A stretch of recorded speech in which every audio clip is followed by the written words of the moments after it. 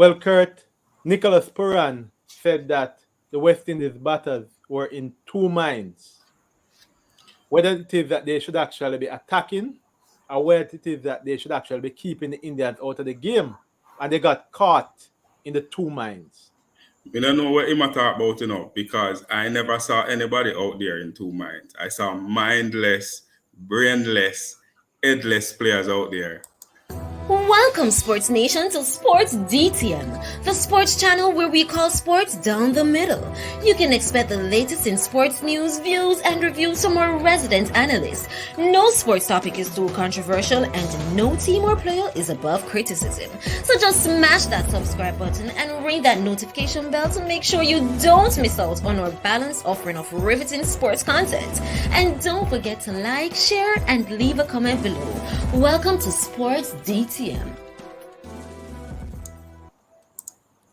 Greetings, Sports DTM fans, and welcome to another episode of Sports Down the Middle, your channel of undiluted sports content.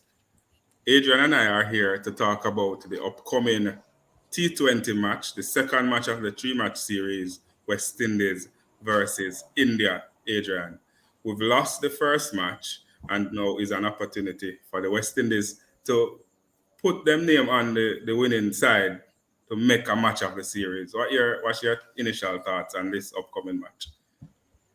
Yeah, Kurt. Well, initial thoughts are that the West Indies have got to do better than the previous match. It was unacceptable in terms of how they approach the game, and the only way onwards is up. It can't be the same way that we approached it. It has to be much different, and we're expecting a response from the West Indies team. I mean, I'm happy you said previous match, but it's actually previous matches.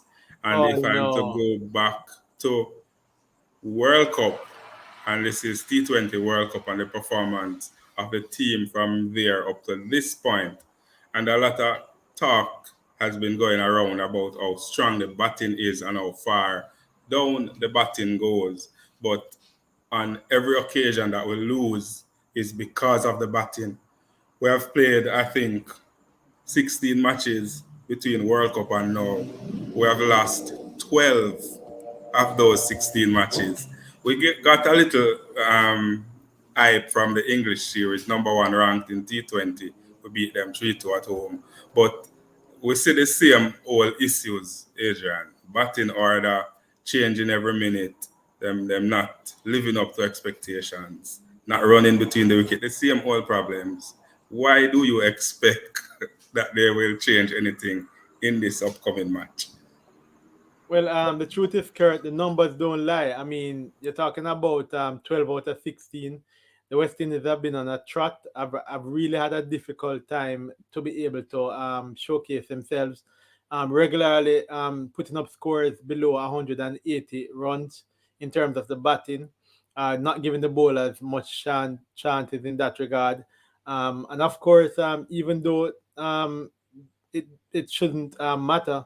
They haven't even been winning the toss as much. As a matter of fact, in terms of the batting, our last match, 17 extras was one of our highest scorers. And as such, I'm sure if you look back right through it, dot balls are our worst enemy, and extras have been our friend. Out batting some of the batters who have somehow lost their way and are unable to actually just push the ball around and get some runs or even to find the boundary at the odd time. So they definitely have to do better. They can't get any worse than this, or can they? I'm hoping that they don't. But as you mentioned, the last match, 17 extras in a 20 over match. West Indies had 62 dot balls of the 120. And this has been a sore point for many of the 16 games that they played and definitely the 12 that they lost. And I saw some stats recently where West Indies is at the bottom of the percentage dot ball per innings. And that is not something that you want to be at the bottom. 40 something percent of the balls that them face are dot ball in a T20 overall. I've heard the captain say that them going to run more singles. I've heard the coach say that them going to run more singles, but I don't know if them running them in the match, out of the match, in them head, or when everybody else not watching. But it's not happening. 62 dot balls going into a second match. This is definitely one area of their approach or strategy that they need to change. They need to change, Kurt, but if that's not going to happen, you're talking about square pegs in round holes. These guys aren't used to running. We have in place a fitness policy which is supposed to help in terms of people going up and down, but that's not happening. Okay, we can forget it. It's not happening. But more specifically, speaking to those dot balls, a lot of those dot balls are consumed. It is the top four batsmen, especially, who are gobbling up a lot of those dot balls, right? And they're gobbling it up in a time in which you actually need runs to be scored heavily. It's the power play period, the first 6 overs of the T20, in which you expect them to actually be going at a good pace to allow that by the time they're out, the people who come in the middle order and the tail enders can actually be able to score runs. But what you find is that they gobble up all the balls early, and when they're finished with all of those, now they are now on a race, and the players who are below them, middle order and tail order, don't get much. You look at Odin Smith there with a big power hitter, only getting 4 runs from 4 balls because he's at the death. If you can look, it's 20 over that we have used up. He's at the death trying to swashbuckle away at two sixes or 2 4s. Can't get them away. Fabian Allen didn't get a chance. Romario Shepherd didn't get a chance. But yet still you have a Brandon King with 4 runs off 5 ball. Kyle Mayer didn't do too bad. Puran didn't do too bad. Chase gobbling up 6 out of his 10 balls. You know, he only made 4 runs there. And Powell, say no more. Say no more. We have to fix the top order and the approach to it, and it has to be done very quickly. And as you mentioned, Powell say no more. I can't forget the last match, right? We're looking at it now. He faced 3 balls, scored 2 runs. The third ball, him pretty much set him here and swing, find the Shetimai. only player on the boundary, straight in him chest, easy catch. Powell's perspective on batting is that strike rate is what is more important than average, right? So it's important for him. If you average at 2, it doesn't matter. Once your strike rate at 150 or 200, I'm sure him don't mean it that way, but that is how it is communicated when you say strike rate more important than average. Yeah, that's a narrow way of looking at it, and we hope that Ravman Rocket Powell misspoke, right? We Will don't know where or that will gone, or will stop talk and right? make Or him just back yeah, good just talk. just stop talk and let your batting work because I mean he did well in the Caribbean, looked really good, looked like he had worked out the spinners, and we were expecting Powell to come to the party in a big way to show that he is worth going into the IPL, but not with those type of performances. He didn't start off pretty good. It's a player that I have a lot of time for, and I'm hoping that he will just settle down. But again, he's also coming in on the back of the wasted balls, right? The dot balls. So he's coming in thinking, I have to go right away for 6s and 4s, right? He needs a little more time at the crease. Raston Chase can't come in before Rahman Powell. It just doesn't make any sense at all. Because if that happens, it means that by the time Powell gets into the fray, he feels an urge to go and just swing and shut him eye. We hope that Ravman will be a lot more patient. I don't know if it is inside of him to be patient, but be a lot more selective about how he deals with it and especially how he approaches the spinners. Pick the empty spaces. Don't find the man though out in the deep. The one man out in the deep. Powell did well against England, Adrian, until he went and talked about the strategy, what he has studied and what Give worked, it and then away. it start to go downhill from there. But I'm not going to say anything else on the Powell situation. But as you mentioned, Chase batting at number 4 cannot bat before Powell, but Chase batting at number 4 cannot bat before Cottrell at 11.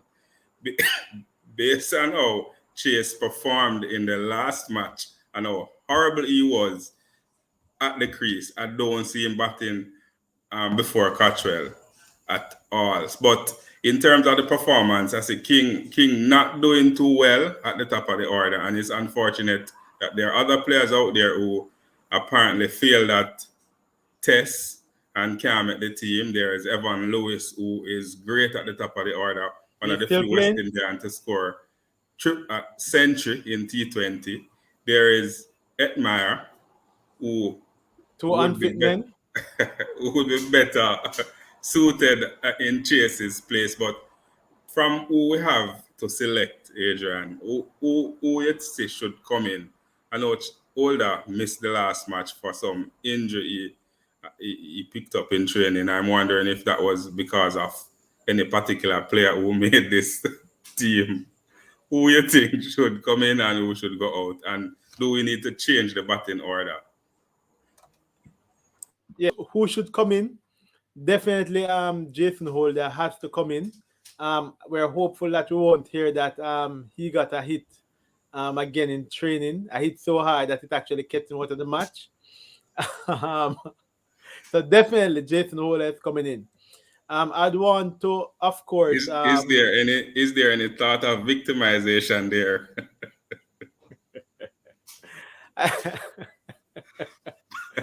I should I should hope I should hope not. I should hope not. But definitely Jason Holder is coming back in. By right, Ruston Chase should really be out. But some will argue that he would have bowled quite well. So he should actually still be in. But he certainly doesn't hold merit his place batting, and he has no purpose being at number 4 in a T20 squad when you have so many powerful batters, right? So one of two things will happen. One, Older will come in and Chase will go out, or Older will come in, Cottrell goes out, and Chase goes up. But then you find yourself in a sticky position at the end of the innings. Cottrell is a player who is generally pumped for the death bowling, the 19th and the 20th overs. I don't think I want to see Chase bowling those overs. Your other bowlers, Odin Smith, not as experienced at the death right now. Shepard, not as experienced at the death right now. Allen is your next option. Pollard still recovering from an injury. Holder, if he comes in and he's not as hurt, can actually bowl some of those death bowlers, but you need another bowler on the other side, which of course is Cottrell. So for me right now, Chase is out. Um, Akil Hussain seems to be up a little bit inconsistent. So he's also another option to maybe go in and out. But I like Akil Hussain, both from a batting and a bowling perspective. So I'm more for him. So guess what? I don't know about anybody else. I'm going Chase out and hold it in.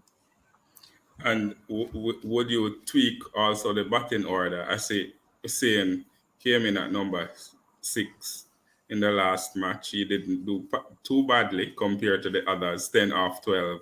But with more of a power hitter left in the stands, would you want to do the same, or would you promote Shepard or Allen further up, or even Smith? So to be frank with you, And Pollard remains at 7.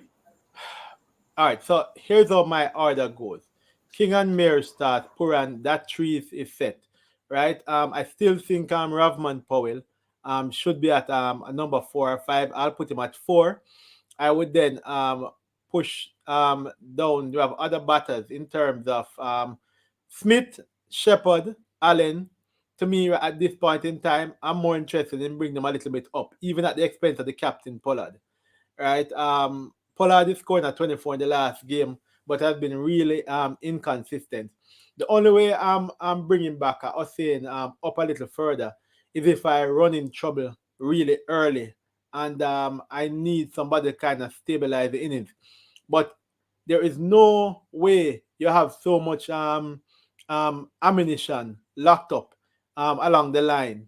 I should end the innings without them getting an opportunity to face a couple of balls. Ravman Powell, Odin Smith, Ramara Shepard, Fabian Allen. You can't have all of these players playing. And when you look, Smith only facing 4 balls, Allen facing none, Shepard facing none.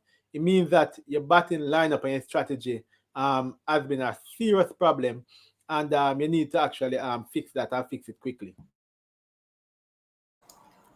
And there is always the talk that the batting lineup for the West Indies is strong, and this is where their strength lies. I mean, India has not been fantastic, nor has they been dominant. It's just that the West Indies batting has been way fully or awful, to say the least, in this series, and this is why they're in this position. Um, Another strategy that I saw that I think I need to get your perspective on is that you mentioned the bowlers bowling at the depth, and we saw in the last match Allen, Shepard bowling the last set of overs. These are fairly inexperienced players given the ball in pressure situation to defend a very small score. So I don't know if at that point the team has resigned themselves to losing before the match was over. But definitely the captain need to think about position when the bowlers come on, which bowler bowl where, so that they're comfortable doing what they went to India to do. Yeah, so yeah, and that's a real challenge. But yeah, you don't have a lot of options. Again, once Jason Older drops out of that team, with that knock, right, it meant that somebody had to step up. Odin Smith has been not getting as much play from before. It's just at the back end of the England series that he got on, and now he's been tossed into India. He isn't fully up to it as yet. You might say, boy, throw him out in the deep and make him swim. That's an option. Shepard the same. These are players that you want to actually get it, and they may probably get better at it. Cottrell is probably the most experienced of them all, but he can be a little bit erratic as well, right? So it's down then to players like I don't not so sure I want to give Allen my last set of balls at the death, right? It's either going to be a Pollard, he's injured, or it's going to be an Othane, or it's going to be a Jason Holder. Those are the type of players who have a kind of temperament to restrict players from beating.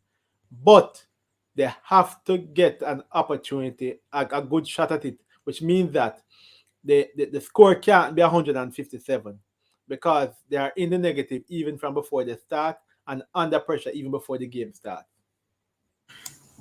One positive coming out of the last match was that there were 4 extras when the West Indies bowled.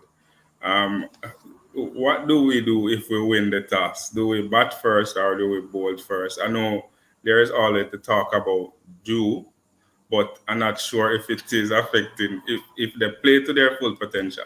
I don't think the dew should be a factor. But what do they do? Bat first, bowl first, or them just give the India the win from the start? So so if we win the task first, and that's a big if what is required is that we actually bowl first. And the reason why you want to bowl first, India are not going to make 157 runs. They're going to make a higher score. We saw the last game that they won the game with an over to spare. And as such, they have more firepower. They were cruising along, right? We don't have the type of bowlers to actually just bowl them out for small innings. As well, the night dew sometimes plays a factor in that the ball becomes wet, slippery, and bowlers tend to throw be off their game. So you want to be able to face them when that is happening. You also will have a little bit of light. They have a little bit of light to contend with, and as such, West Indies traditionally are better at chasing down an innings. They seem not to be able to pace their innings properly. Seem not to be able to recognize. They prefer to actually see what's before them, so they can say, "Look, I need to make 180, and this is how I'm going to make it." They find it a lot harder to calculate to say how much do I think is enough to be able to beat India, right? Do I need to be making 180, 100, or 200 for that matter? Versus India has made 180. Yeah, I need to approach it this way. So you find that the West Indies have had it tough in just being able to properly calculate how many runs are needed to be able to put on the board to be a defendable total. So yeah, definitely they if they win the toss, they should bowl first.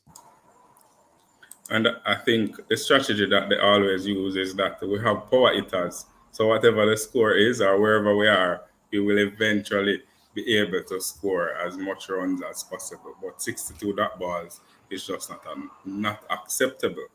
Fans out there, we would love to hear from you. West Indies will face India in the second of three T20 match, and we want to hear what's your thoughts. Who should be dropped? Who should be replaced, or at the batting order should be? Should Chase be in the team? Just if Chase should be in the team, just leave that comment. It's specifically about Roston Chase. Should he be in the team? Leave all those comments in the comment section below. And always remember to like, to share, and to subscribe. And to tell a friend, to tell a friend, to tell a friend, to tell all of them friends to come and join the Sports DTM family. This has been another episode of Sports Down the Middle. Adrian and I signing out. Be blessed.